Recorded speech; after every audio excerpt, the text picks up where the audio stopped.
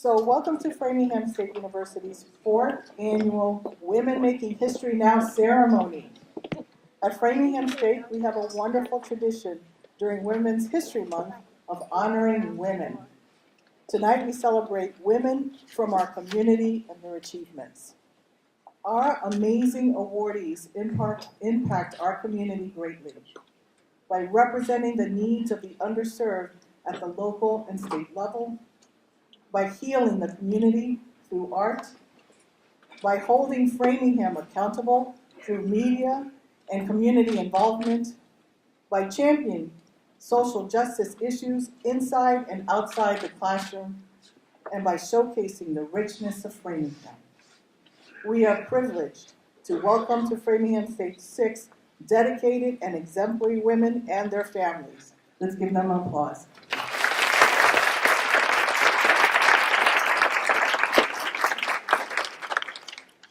I would like to thank our president, Javier Cevallos, our legislators in the audience, Representative Maria Robinson, Mayor Spicer, Councilor Margareth, Basilio, Shepard, our faculty, staff, and students in attendance, members of our event planning committee, student and staff presenters, and especially our award winners, Councilor Margareth, Basilio, Shepard, Amy Brown, Audrey Hall, Congresswoman Ayanna Presley, Dr. Patricia Sanchez-Connolly, and Courtney Thraen.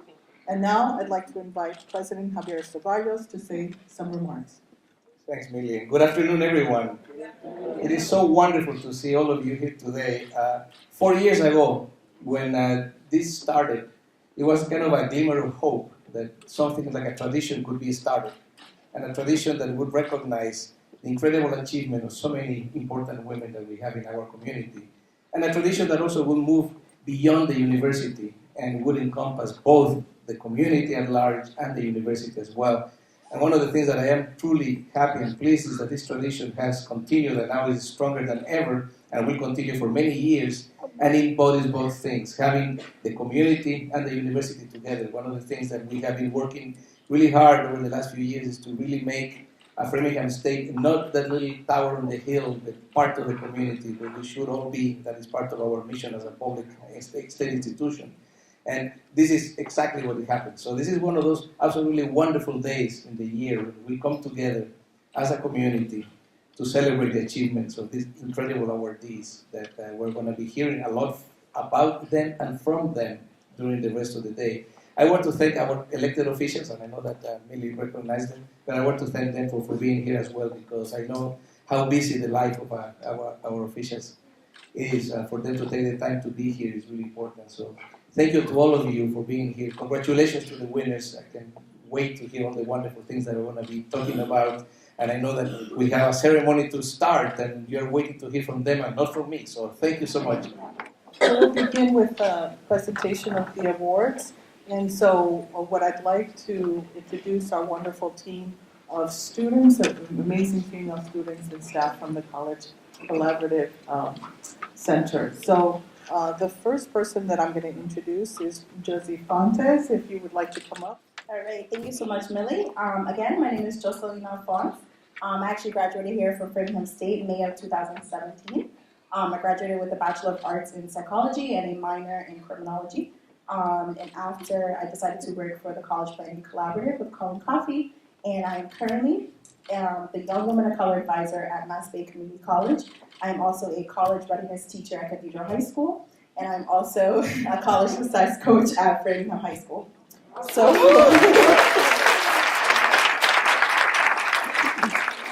thank you. Now it is my pleasure to introduce our first nominee, Margareth Basilio Shepard. Margareth Basilio Shepard is an active member of the Massachusetts Brazilian immigrant community and has been assisting green card holders with citizenship applications, young students with deferred action for childhood arrivals, also known as DACA, applications, and promoting civil engagement. In Framingham, she served as town meeting member, as Framingham Democratic Town Committee Treasurer, and as a board secretary of the Brazilian American Center, also known as BRACE. Shepard is also a commissioner for the Metro West Commission on the Status of Women and a chair of the Boston Brazilian American Citizen Council. In 2016, Shepard co-founded the movement, Brazilians for Political Education, which was created to help members of the Brazilian and other communities to learn how to be politically active and engaged. In 2017, she successfully ran for city councilor in Framingham, Massachusetts. And now it is my pleasure to introduce our first nominee, Mrs. Margareth Basilio Shepard. Wow. It feels so good to be here and so honored with the recognition. Thank you very much for Framingham State College to give us the opportunity to get together and to celebrate our accomplishment as immigrants, as a new American citizen, and our contribution with our wonderful country. Thank you everyone to be here. I'm only a face that represents so many Brazilians and other immigrants. Only Brazilian, we are 1.5 million in the United States. We are 350 in Massachusetts alone. We don't have an estimate number for Framingham, but I believe we are close to 10,000 right now, between the arrivals and born here.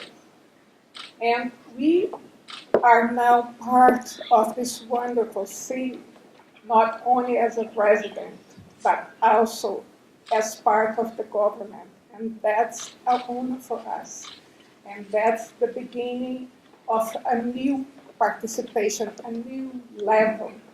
And we want that to increase in every sector, in every city, not only by the Brazilian immigrants, but the other immigrants as well. We have a wonderful way to bring what we have the best from our culture with the best from the Brazilian or the American culture.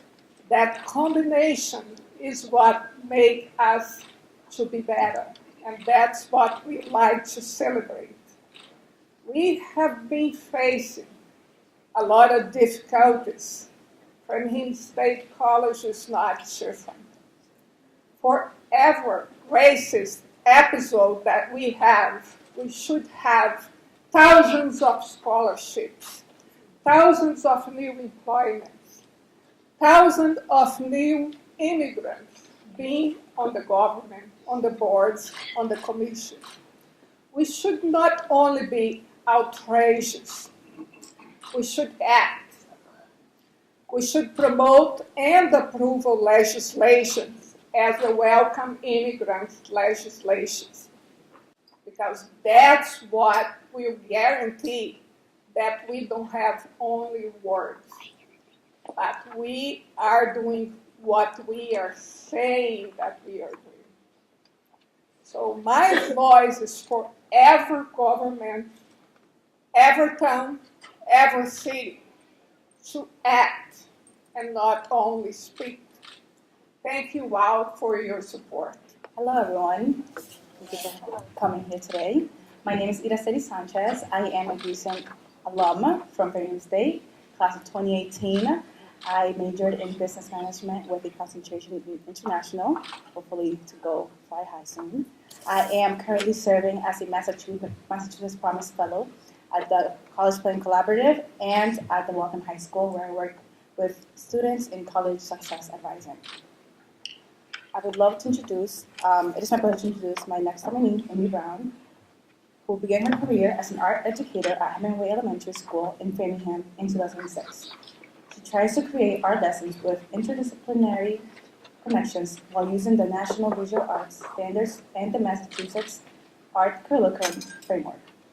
Brown received her Master's of Art in Teaching in 2008 from Salem State University and her Bachelor of Arts in Education and Painting in 2005 from Montserrat College of Art.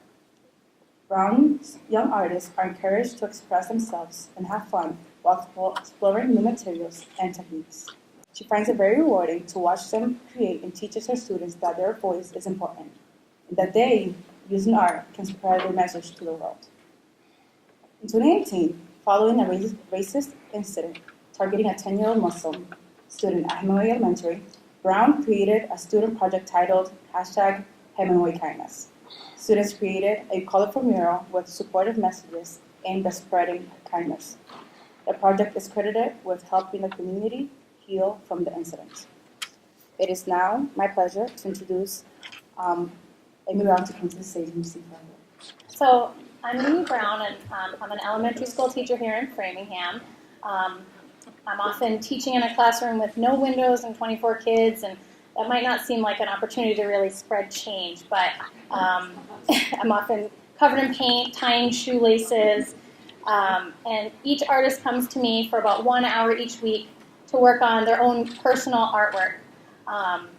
We have a great time creating, and we strive for each student to make their artwork whatever they want it to be.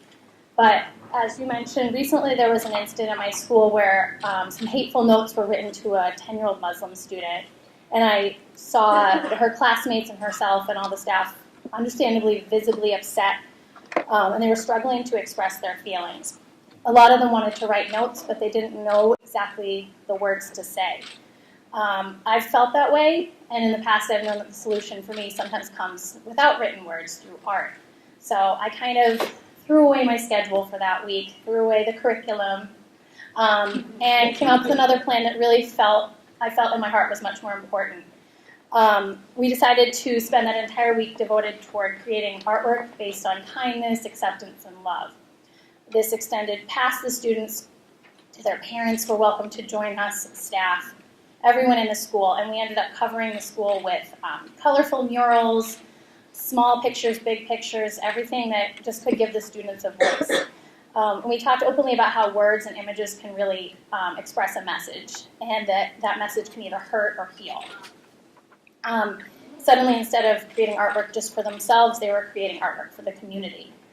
They felt empowered that their voices were suddenly bigger than just their one image. We created a hashtag, as you mentioned, to try to spread that a little bit further in the community, the hashtag #HemingwayKindness, which the kids came up with. And I always remember that as teachers, adults, and mentors, it's part of our job to remind students that each and every one of them plays an important role in spreading that message. Sometimes I think nowadays with social media and screens, it's easy to forget that our words really are important and there's a real person on the other end. So in addition to being a teacher, I'm also a mother, and my 2 kiddos are over there. And I had a really proud moment with my son the other day, or a few weeks ago. He surprised me when I overheard him whispering something to my daughter. My daughter Bailey had someone say something mean to her on the playground, and I don't know exactly where he got these words, but he said to her, "Bailey, you have a superpower. You can choose to say something nice even if you don't want to." So good job, Kenny.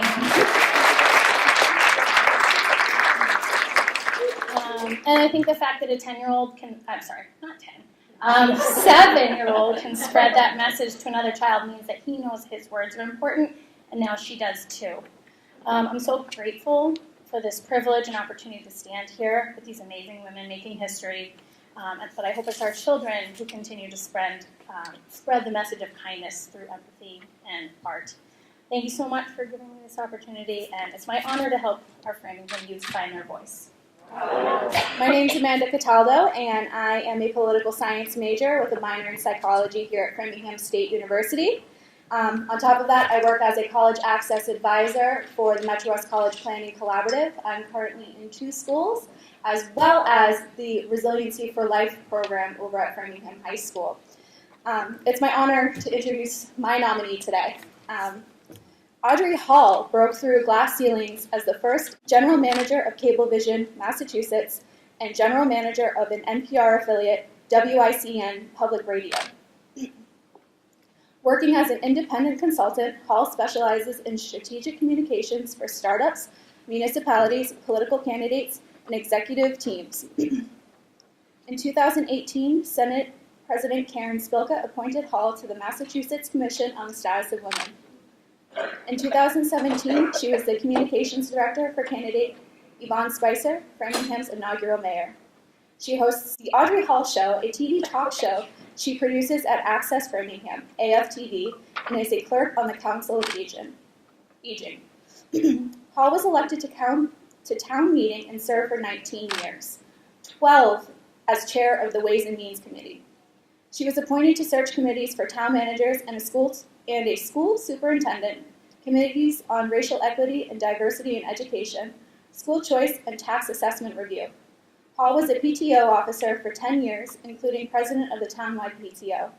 She worked with legislators and parents statewide to achieve more equitable education funding. Hall wrote a grant to fund a wheelchair-accessible preschool playground.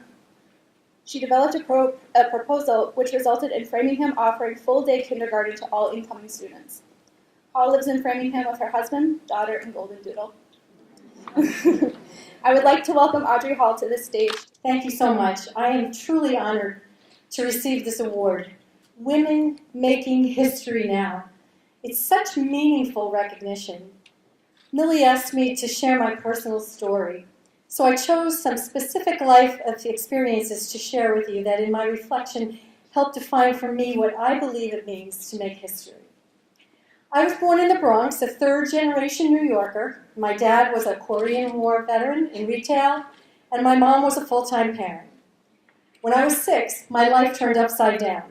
I have this vivid memory of coming home after school, opening the door to our apartment, and seeing a room full of grown-ups sobbing. My 31-year-old mother had died suddenly. As is often the case with young women, the doctor didn't take her symptoms serious enough. The infection in her heart could have easily been treated with antibiotics. In an instant, our lives changed drastically.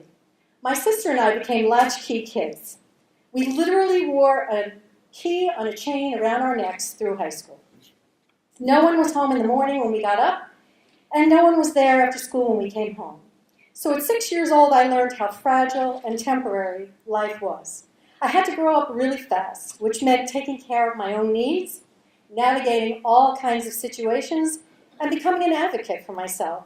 I learned how it felt to be different. In school, the teachers, classmates, parents, they would point and whisper, "That poor girl without the mother." There were no counselors or resources, but oddly enough, being different made me more astute to people's tone and body language. It made me observe actions very closely. I became perceptive and learned to trust my instinct and judgment. My dad remarried. Both parents had 2 jobs, so we were basically 4 independent people living together. I got my first job at 15 and skipped my senior year of high school to start college at 17. And it was around that time that I remember my dad periodically calling me a feminist. I wasn't quite sure how to take it, but it kind of made me proud because he seemed to say it when I was expressing an opinion about fairness or equality. Now, I wasn't shy about expressing my opinions, which comes as no surprise to most of you. And maybe that's why it was a natural fit to study mass communications in college. I had a lot to say, and being able to communicate effectively would certainly help me get things done. At 23, I was working at an advertising agency, and I had been following the cable TV industry since college. Satellite channels like CNN, ESPN, and MTV were launching on cable TV, and they were giving cable companies the technical capability to insert video breaks into the programming. I saw tremendous potential for cable companies to sell TV advertising on those networks. So I ran the idea by my boss at the agency, and he shrugged it off and said cable was a fad. His response could have discouraged me, but I believed in my idea, so I developed a business plan, and I made a cold call to the general manager of a nearby cable company. I told him I had a revenue idea I'd like him to take a look at, if he'd be willing to meet with me. Well, that meeting went pretty well, and then he asked me to present my plan to the president of the company. So several days later, after I had met with both of them, they called and offered me the opportunity to join the company and implement my plan. They gave me the budget I asked for, a big increase in what I was making at the agency, and that's where it all started. They gave me a year to prove that it would work. I put my heart and soul into developing the operation from the ground up. The technology, the marketing, everything. It became one of the cable industry's first successful local TV advertising operations, and I became a featured speaker at industry conferences around the country. So many companies wanted help duplicating our success. 2 years later, I left my baby, and I left it in good hands and on good terms, and started my own consulting company at 25.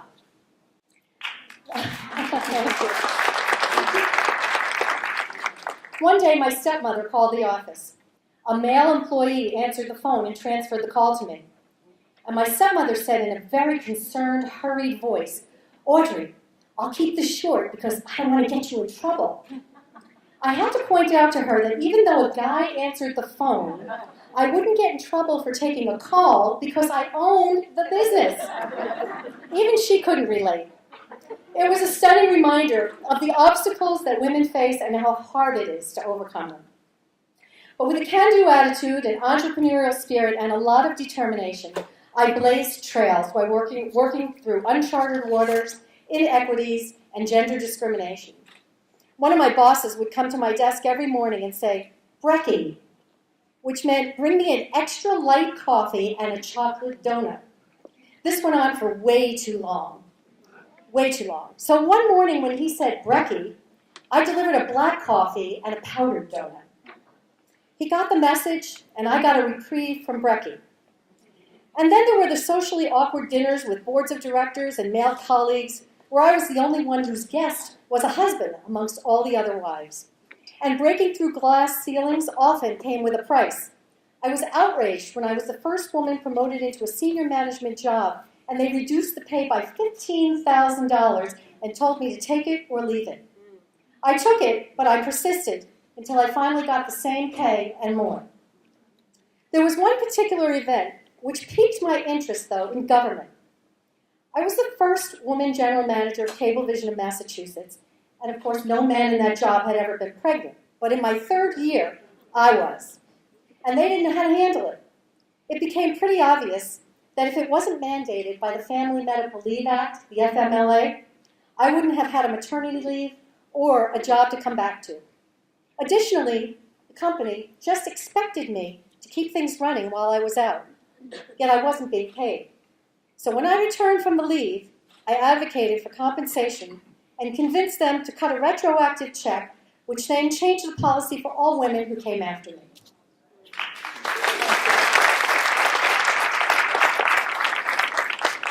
Two years later, on a Saturday afternoon, 3 active women in the neighborhood, one of who's here tonight, knocked on my door to talk about the need for a new high school in Framingham. They said town meeting needed more parents to get involved, and I asked them, "What's town meeting?"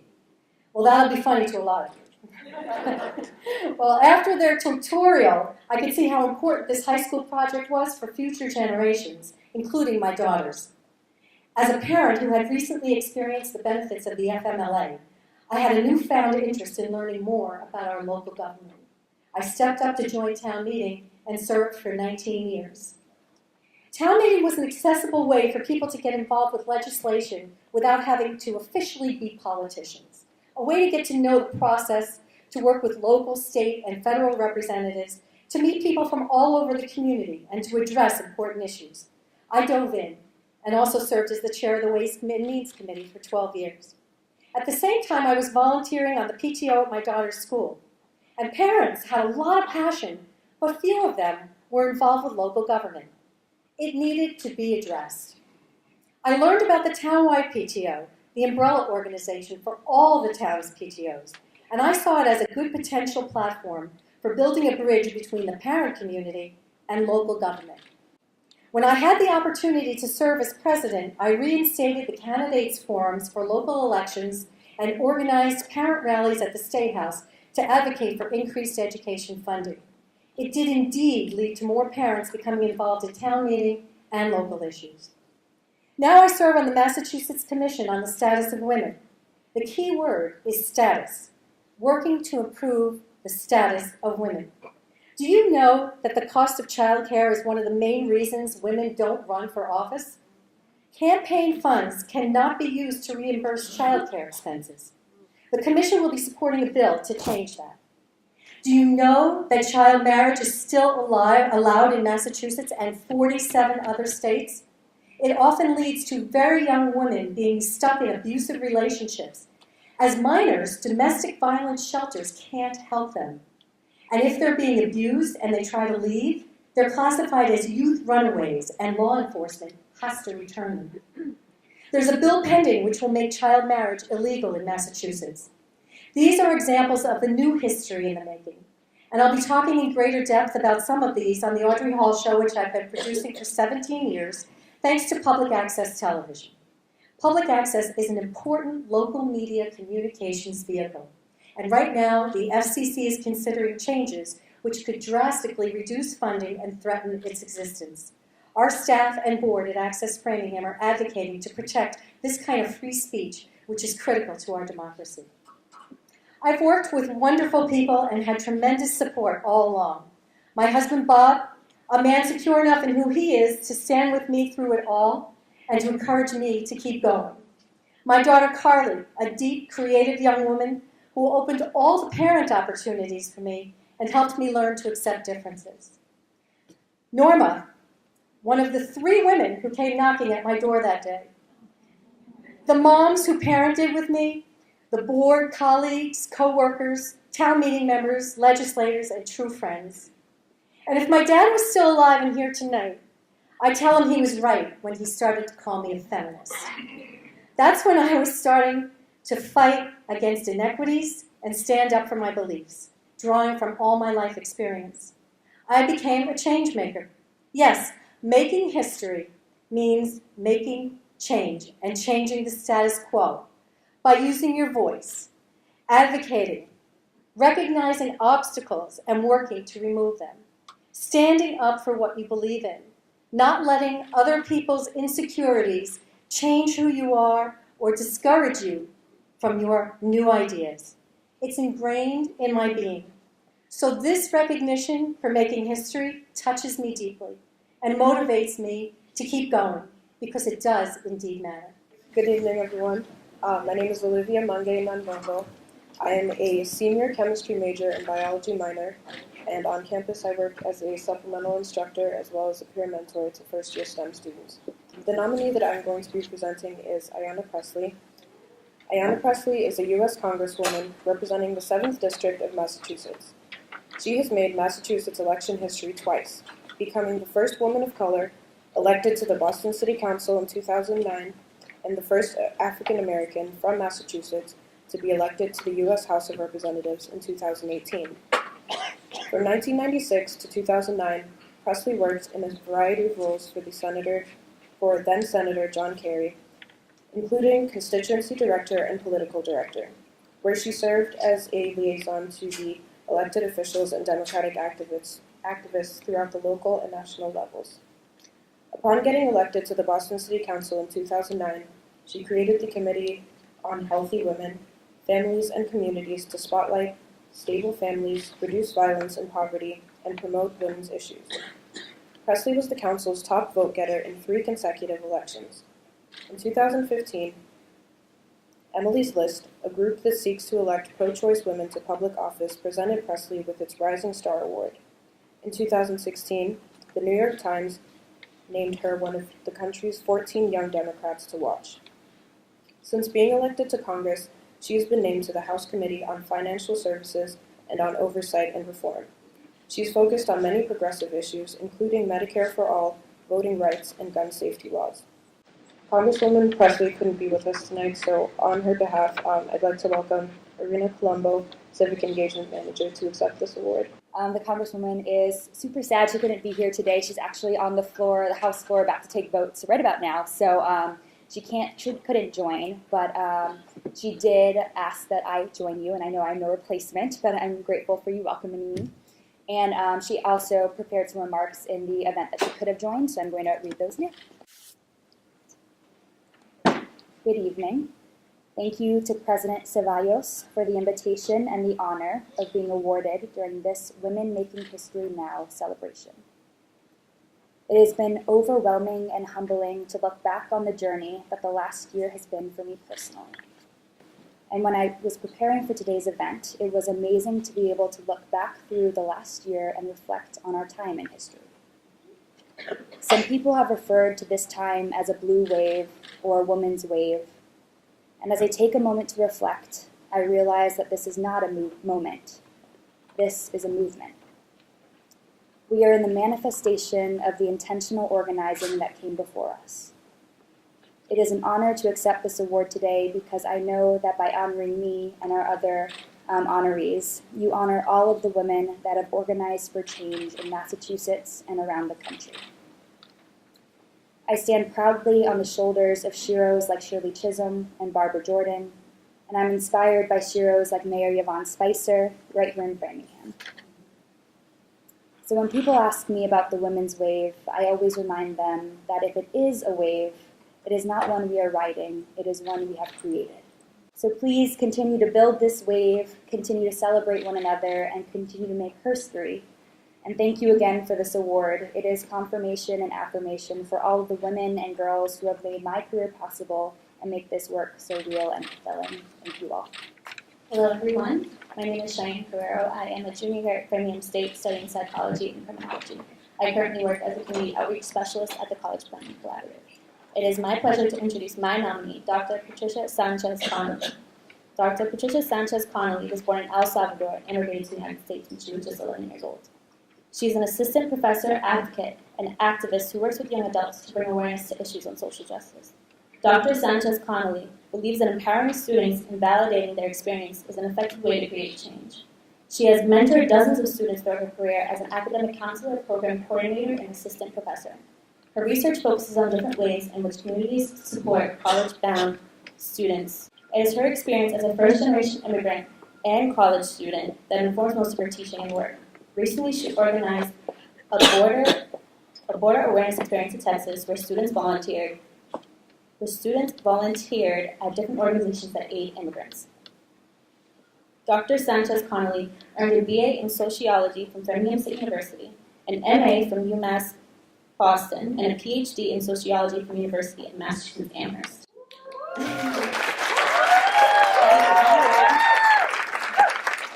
I am honored to welcome Dr. Sanchez Connolly on stage today. Congratulations to all the other recipients and thank you for this recognition. I am humbled to be here tonight. I was asked to share something that has impacted my life, and so I'd like to share with you something that I have learned from all the strong women, las mujeres cachimbonas, in my life. Some of whom are present in this room as my guests. Although it's difficult to translate nor truly describe the meaning of the words, the phrase no te ahueves is something that I have heard throughout my life, but wasn't truly able to understand the power of the phrase until it was my time to apply it. No te ahueves. Loosely translated to do not let whatever difficulty belittle you, shame you, keep you down, have no fear. Now you have all learned a little bit of Salvadoran slang. You see, whether it was my grandmother, my mother, my aunts, my godmothers saying that phrase to each other or saying it to encourage other women, it was ingrained in my head that whenever something difficult comes your way, it is an opportunity to show that you will not be broken or defeated. A reminder to be courageous, that you must fight for your rightful place on this planet without fear, that nothing and no one can break your spirit, that you must go on with your head held up high. It was this attitude and belief that inspired my grandmother to raise 6 children on her own after becoming a widow at 35, cooking and selling food around the neighborhood, washing and ironing clothes for people, and selling whatever items she could get her hands on in the mercado or the market. It was that attitude and belief that propelled my own mother to quit her nice office job after her child's school was bombed and leave El Salvador with nothing except her 2 young children, ages 3 and 11, after having survived a kidnapping event and running for protection with us during a street bombing. There was no other choice but to leave without telling anyone in the middle of the night, without even being able to say goodbye. Oh, so she could come work long hours at a factory carefully placing expensive, fancy women's dresses in hangers, hour after hour, dresses that she knew she could not afford. It is the same attitude and belief and valued knowledge that when faced with tremendous losses reminded me that I am alive and that I must be courageous and face the level of pain that has now become part of who I am. No te ahueves. My life goes on, but with much meaning and purpose, honoring those I have lost. I am blessed, lucky, and beyond grateful to rely on strong mujeres who, despite having their own losses, challenges, and struggles, are there to remind me, no te ahueves. Keep your head up. You're strong. You got this, and we got you. All of that encouragement and support continues to be activated every now and then to remind me that there is, in fact, a greater purpose. I am here for a purpose. We all are. I have learned throughout my years working with young people that one small act can have an impact in ways that you cannot imagine. Whether it's taking time to have a cafecito with a parent to explain the college application process, proofread a personal statement for graduate school, giving feedback on a paper, serving as a reference for a job, or allowing a bit extra time on a deadline, all of those things can amount to helping someone find or fulfill their purpose. I am an example, as many of us are, of what a handful of dedicated educators can accomplish with patience and hard work. As educators, we have that power. To me, it's also a responsibility that I take seriously.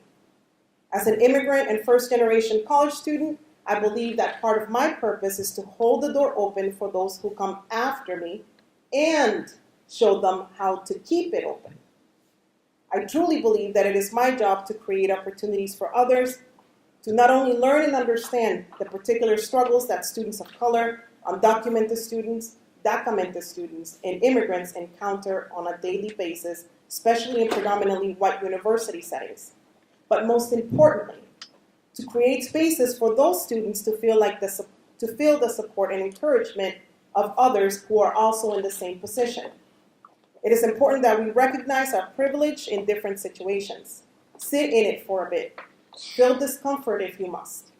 And then understand that there are ways to use that privilege to benefit others, not as charity, but rather in solidarity.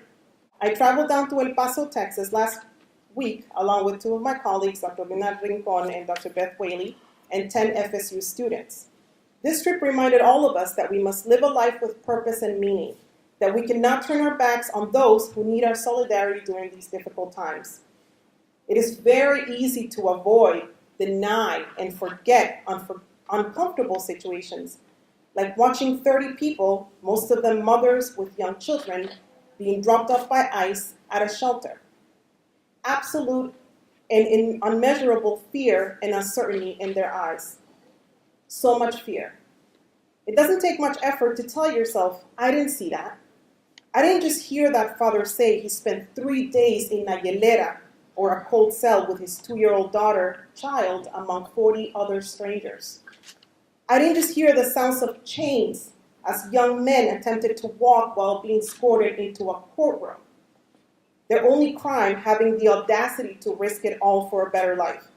It's not my business to help that worried father whose child hasn't eaten in over 2 days because he just wants his mom and his lechita, or milk. I don't believe that mother gave birth and someone took her 2-year-old daughter away from her, and having been reunited 2 weeks later, she's unable to breastfeed her. No, none of that really happened, did it? Could it be that there is so much evil and injustice happening here? Let me tell you. I've learned that denial is for cowards. These are some of the lived experiences that I saw and heard, similar to those of thousands of people who are fleeing violence and poverty, but are active agents in changing their conditions, who operate from that belief and attitude, no te ahueves. I have a right to live, to feel safe, to work, to provide for my family. They are showing us the true meaning of what it is like to be a life warrior, as my colleague Dr. Whaley described. If you disagree with me, I invite you to speak to any of the students who noted being transformed by the hope, perseverance, gratitude, and resiliency of the people we met and learned from, each of whom is fighting for his, her, their life, and that of their children. Same way my grandmother fought for hers, same way my mother fought for me and my brother, and the same way I'm fighting for my boys. Thank you. Hi everyone, my name is Ariel Dean. I'm a sophomore here at Framingham State with a crim major and an art minor. I work at the CIE on campus, the Center for Inclusive Excellence, as an event and marketing intern, and I'm also part of the Community Outreach Council at the College Planning Collaborative. It is my pleasure to introduce the next nominee, Courtney Thraen. Courtney Thraen is Executive Director of Downtown Framingham, Inc., a 501 nonprofit organization dedicated to building business, community, and culture in Framingham, Mass. The group is focused on serving both people and local businesses by creating the most vibrant and socially engaged area in the Metro West. A U.S. Navy veteran, she also has professional experience in higher education at Boston University and in federal government with the Department of Veterans Affairs. She has more than 15 years of experience in program management, team building, and performance analysis. Thraen holds a master's degree in public policy from the University of Massachusetts Dartmouth and a master's degree in city planning from Boston University. Thraen partners with other nonprofit organizations in arts, education, environment, and public health to achieve shared community goals. I am honored to welcome Courtney Thraen. I'm so deeply humbled to be acknowledged tonight among the amazing women that have bravely served our community in so many impactful ways. Thank you for accommodating me as I attend the National Main Streets Conference this week in Seattle, where I'm absorbing great new practices to better serve our area. In case you didn't know, I grew up in Illinois in a small town of only 6,500 residents. Here, I was a very active student in many clubs and sports, but I was insecure about my relationships with other students, and I wasn't confident at all about my own leadership skills. At 18, I entered Navy Reserve Officer Training Corps. Marine Corps Gunnery Sergeant James Barnett oversaw midshipman development. Gunnery Sergeant Barnett is one of my favorite role models. He used his African heritage, amazing sense of humor, and self-discipline to earn respect from others while motivating everyone to aim higher. He took the time to help me find my voice, discover my identity, and figure out exactly what I stood for. Above all, he instilled confidence in me so that I could respond to the demands asked of me.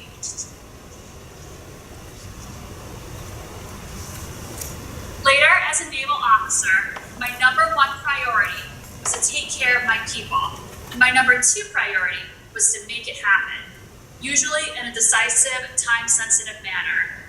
There is a very delicate balance between human relations and mission accomplishment. Here, my own confidence was needed to handle the often conflicting expectations of my subordinates and superiors. For the past 2 years, I've held the enormous responsibility of leading an organization called Downtown Framingham, Inc. to build business, community, and culture. Just like Gunnery Sergeant Barnett, I want to instill confidence upon university students I work with by helping them find their voice and discover what they stand for. When I moved to Framingham less than 4 years ago, I only knew a few residents. When I moved to Framingham less than 4 years ago, I only knew a few residents. As a newcomer, I started from scratch, building relationships downtown and studying challenging issues. These relationships were built one by one, walking storefront to storefront and engaging community members who attended downtown events. Sometimes there was anger and sometimes tears, but my own confidence and courage must remain firm to respect the gravity of needs shared by our community. Through conversations with local business owners and residents, I discovered my own unacknowledged biases. I felt awkwardness and pain because many of the amazing privileges and wonderful opportunities I was exposed to were not equally available to others.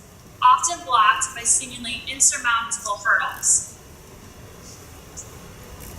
By stopping to experience life through the lens of locals, I can develop better trust and work to overcome barriers that block equal access to standard opportunities needed for personal and career growth. And through individual relationships, I learned that overall, our community wants bold enhancements, and they are very eager to place their faith in anyone who can work with them to better their own community. So with confidence and collaboration, it's really doable to make it happen for our community. Whether it's tackling the opioid crisis, replacing damaged utility poles, or acquiring funding for streetscape improvement projects, we can do it together and show tangible results. And with confidence and compassion, together, we can defend and protect the reputations of those who live and work in our cohesive downtown. This is a place I honor because even as a newcomer, I feel I truly belong here. The relationships and friendships I have been afforded have brought such deep meaning to my life, and I want to make even more great history right now by helping everyone feel just as connected. At the end of the day, it's all about the people, and I'm so honored to be your friend during these very dynamic times. Thank you. I'm also a graduate of Framingham State University. I graduated in 2016 with a bachelor's degree in psychology and a minor in sociology. Currently, I work part-time at Framingham State University as a program coordinator in the Center for Inclusive Excellence. And I am also currently getting my master's in higher education and student affairs at Salem State University.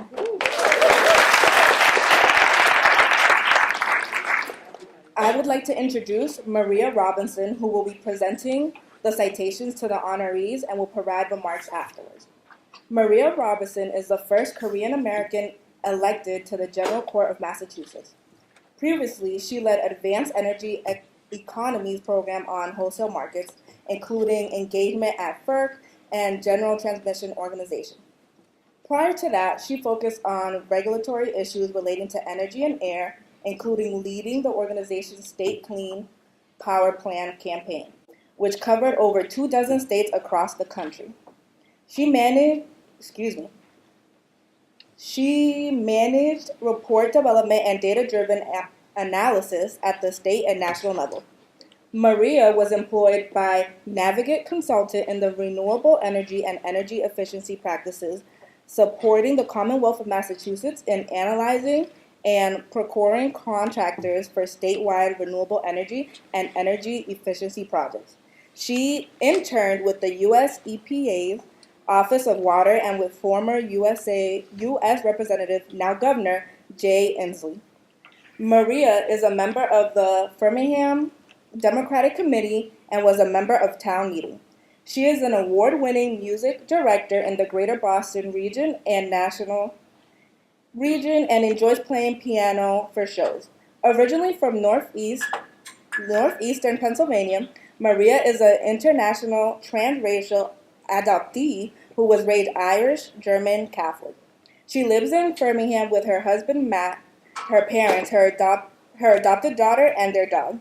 And now it is my pleasure to introduce State Representative Maria Robinson. Thank you so much to FSU for inviting us here. This has been such an inspiring opportunity to be here and to listen to these stories. Women's History Month, guys. Isn't it awesome? It is unbelievable. Margareth, thanks so much for all you do for the immigrant community. As an immigrant myself at a very young age, Mrs. Brown, my daughter is in 5th grade at Hemingway, so and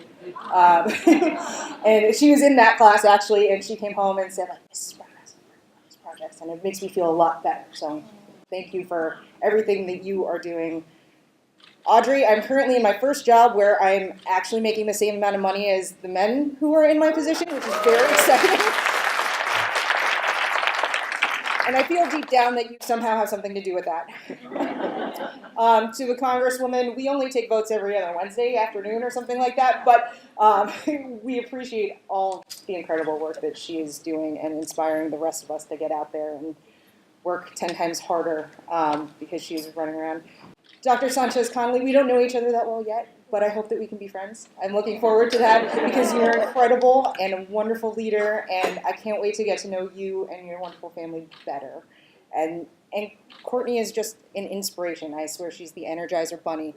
And running around Framingham, just making us all so excited about Framingham. I think one of the things that really excites me about all the women being honored today is that quite a few of you, and myself included, are not Framingham natives. We weren't born here, but we chose to live here in Framingham. And I think there's got to be something in the water, something exciting about Framingham that says, hey, strong, brilliant women, come to Framingham because we've got a place for you, and also we'll give you an award for being unbelievable. Right? There's something about that. And so today I've rewritten this speech like 10 times, and now at this point I'm basically winging it off of bullet points that I wrote down because I just knew that I'd have so many feelings while I was here. Today, I wasn't actually going to come to this event because I promised my family and I promised my staff that I wouldn't do any events on my birthday.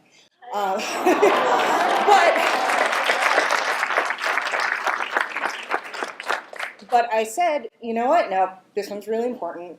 This is, Millie asked me to come, and we're not going to say no to Millie. And I was just so excited and inspired, and I started thinking about all the important women in my life. As I mentioned, I'm adopted, so one of the things and my daughter is also adopted, so one of the things that we do in our family is on birthdays and on Mother's Day, you think not just about the mother that's right in front of you, raising you, yelling at you to put on pants, and my mother still does that and tells me when I walk out of the house, you look terrible, go change. And I do that with my daughter now, who is recently really into crop tops. I don't know what's going on with 11-year-olds in crop tops, but that is not okay. But also the biological mother, right? I'm so grateful to my daughter's biological mother, to my own. But then I started thinking about all the other women that go along in that whole process of helping people get from point A to point B. For me, when I came across on a jet plane from Korea at the age of 5 months, there was a poor woman who had me on her lap for 14 hours straight without a diaper change.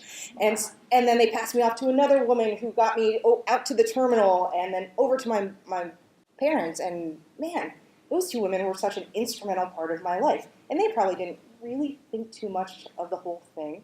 But it's those kinds of women who get you from point A to point B that I think we need to spend some time really appreciating in our lives. You don't have to achieve great things. You don't have to be in elected office. You don't have to, be president of a club or something like that. Just by being you, and being a woman and showing up every day is an act of rebellion. It's an act of bravery. And it is an act of just womanhood overall. And I'm so grateful to all those women who take part in that radical act every single day, to love themselves, to love their work, to love their families, and lifting up other women while they're doing it. Whether it's opening the door, pulling them in, kicking and screaming, knocking on people's doors, Nora. But all of those, it takes that whole village of incredible women to make the world go round. And I think we need to take that extra time, not just during Women's History Month, though March is great. I think all the best people are born in March, but that's just my goal. But knowing that you can advocate for yourself, you can, demand change for yourself and the people around you every single day. And just by you showing up, you're doing that. And I'm so grateful to all of you showing up here, showing up in your daily lives, to your work, school, churches, to your activities. And I'm so grateful for your presence. And I so look forward to continuing to engage, to growing this event so that there are hundreds of former winners here in Framingham where we can be grateful every day and applaud all of these everyday acts of bravery and heroism that help the world go round. So Thank you so much, everyone. Good evening, everyone. My name is Bonnie Mitchell, and I'm the Dean of the Library here at Framingham State. Before we end this evening and hear your closing remarks by our provost, I just want to say a few words about Dr. Linda Vaden-Goad. Linda's been at Framingham State for over 9 years as provost and vice president for academic affairs. During this time, she spearheaded the university's affiliation with the Smithsonian and programs such as the World of Work and Reimagining the First Year. Since moving to Framingham, she's helped establish large community events such as the Taste of Metro West and participated in Framingham community's One Book Read project and planning the Metro West Book Festival. She's been a collaborative and engaged community member and has actively supported the arts in innovation and business, particularly when it comes to establishing high-impact learning opportunities, such as internships and special projects for our students. She's a visionary who can convert ideas into action and always focuses on what's valuable to students, particularly our first-year and first-generation students. No wonder Linda was one of the first recipients of the university's Women Making History Award in 2016.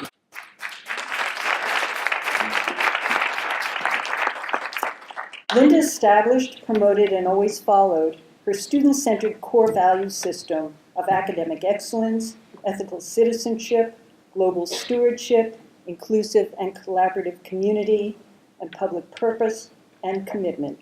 And she developed an impressive strategic planning process based on lots of discussion among the academic affairs team and input from faculty and staff. She encourages all faculty and staff to be innovative and is not afraid to think outside the box. And for me personally, she's been a mentor and a great supporter of the library. She's an effective leader, a great listener and communicator, and I learn something about leadership every time I meet with her. I am among so many on campus who rely on her guidance and simply enjoy working with her. Please join me in welcoming our awesome provost, Linda Vaden-Goad. Well, this is a wonderful university and an incredible community, and tonight, such a powerful and inspirational evening. This is the life and motivation for women making history now. We have heard it tonight in so many different ways, individuals using their lives to bring other people forward. And because March is Women's History Month, and because this year marks 100 years since women got the right to vote, I think that's important. The Smithsonian, and we are affiliates, as Bonnie mentioned, with the Smithsonian. In their magazine this month, they focused on women's history, and in particular on the 20th century because of the vote. And they listed 12 objects in the American History Museum archive that they feel tell the story of the rise of women in politics, science, and the arts. And from their perspective, the story of U.S. women in the 20th century is one of struggle, persistence, and breakthroughs. And I think tonight we've heard so much of that in people's stories. So I want to join others tonight in thanking you, all of you here, for what you are doing and how you are doing it. The hardships and the struggles you have borne are an important part of your stories and your breakthroughs and the future so many other people will have because of what you are doing right now. And for all of those moments when you wish it was not so hard, so pressing, or so important, or when you have experienced what it feels like to have a failure. But then one of these wonderful right moments happens when you have one of those electric successes. It can be something very small, even a little tiny one, but it carries you forward through the hard times because you know it stands for what is possible when we are at our best, and that is enough. We honor you tonight for your steadfast commitment to equity and action, and to not giving up to that sense of deep optimism that you share with the other women who have come before you and those who are honored tonight. The world is getting better because of you and others like you. We thank you. We thank your families and your friends, your students and your mentees. And we celebrate tonight and are looking forward to tomorrow and all the days after. We give you tonight our deepest gratitude. Congratulations. Congratulations. Thank you very much.